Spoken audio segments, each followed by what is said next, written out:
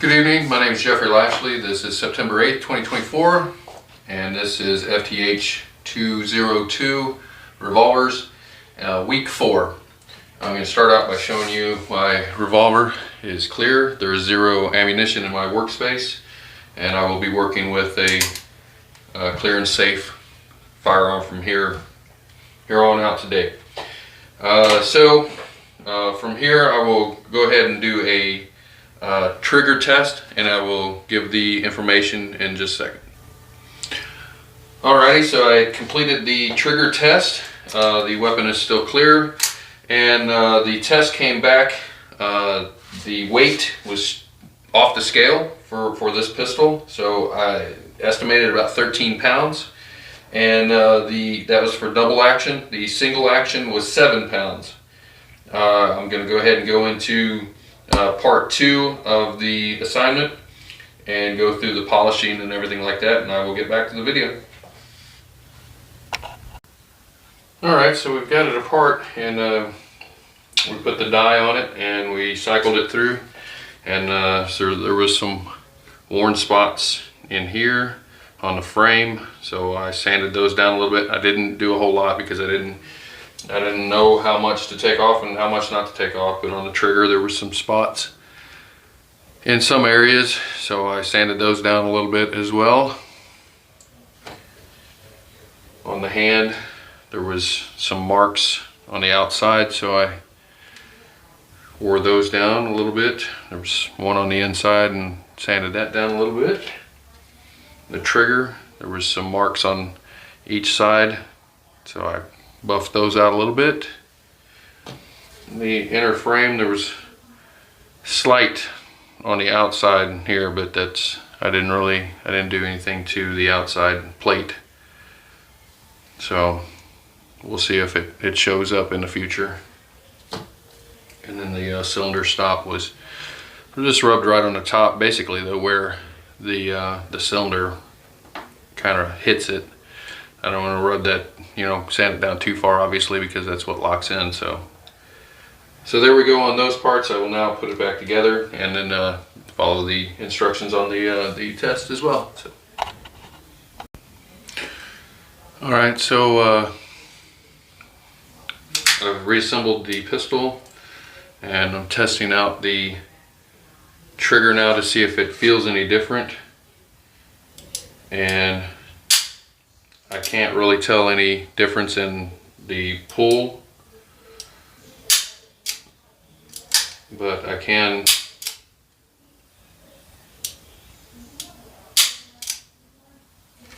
once I do the test here, I'll be able to tell if the weight is different or not. But whenever I pull the trigger right now compared to the start, I can't tell any difference yet.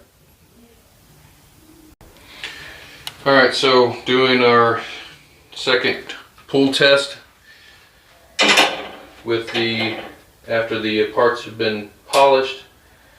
I'm not seeing too much of a change. Actually, that one there, whenever it did finally go, it looked like it was right at 12 until I pulled back a little farther. So maybe I'm just pulling it a little bit too hard, trying to pull straight back evenly.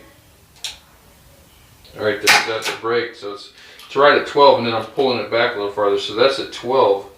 And then the single action is under 7, so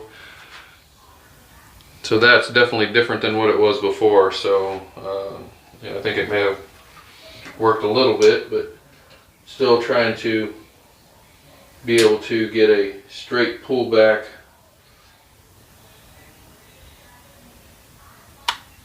and pull it back evenly. You see, I keep pulling it a little bit harder, I think, whenever I go through that. So one more try, and then we'll change the springs in it and see what happens. So again, it's right at 12, so I think it has improved it some. Alright, so now that I've replaced the springs, do another test. And the trigger weight now is 9 pounds. I don't know if you can see that or not. 9 pounds whenever pulling it. Double action. And single action is now 4 pounds instead of 7. So makes a big difference. I know that the pistol can probably be polished a lot, a little bit more for the friction areas, but the overall weight and the pull of the trigger is definitely better. I can feel it being softer now, or easier, less weight.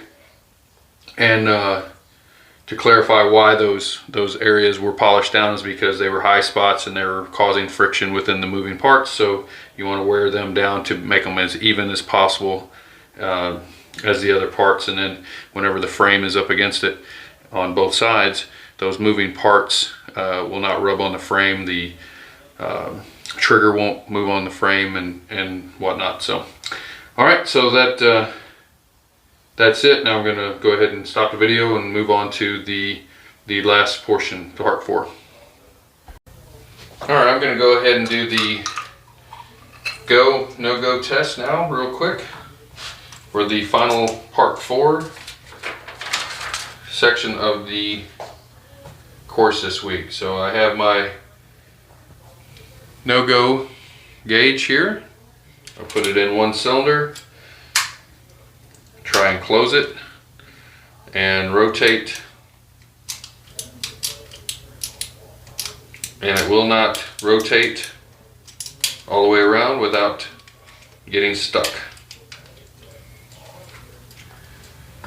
We'll try the go gauge,